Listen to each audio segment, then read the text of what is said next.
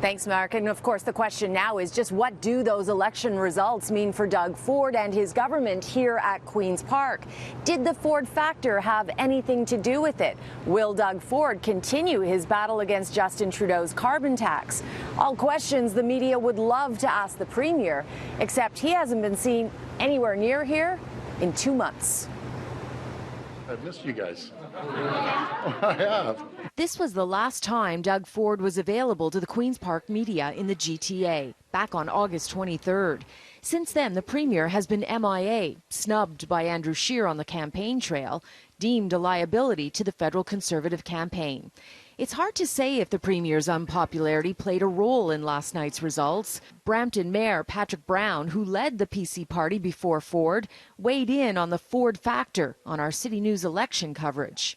What's going to be really interesting is to look at the Ontario numbers. If Trudeau gets re-elected because of Ontario, I think that's going to cause a lot of consternation at Queen's Park. And despite his scandals, Trudeau did get a healthy minority, largely due to Ontario. The federal Liberals only lost 1 seat in the vote-rich province, dropping from 80 to 79. Voting results show the Liberals had a higher popular vote in Ontario versus the rest of the country, while the Conservatives were lower in Ontario versus other provinces. The provincial government has clearly been concerned they will be blamed for the poor Conservative showing in Ontario. 2 weeks ago, a government source close to the Premier told CityNews that Andrew Scheer had thrown Doug Ford under the bus, adding if Scheer loses the election, it won't be because of the Ford factor, and there's, quote, no way Scheer can pin this on us. As for Andrew Scheer, he suggested today it was not going to be easy for Justin Trudeau to make amends with Doug Ford after using him as a punching bag on the campaign trail. Justin Trudeau should consider the fact that he just spent the last 40 days personally attacking and demonizing the Premier of Ontario.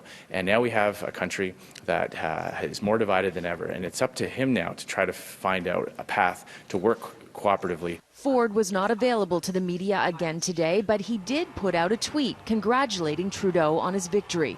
One battle, though, between the two that is still unresolved is the carbon tax. And remember that last day Ford was available to the media in the GTA back in August? He stated then he would consider dropping his $30 million carbon tax battle with the Liberals, depending on who won the election. I do respect democracy.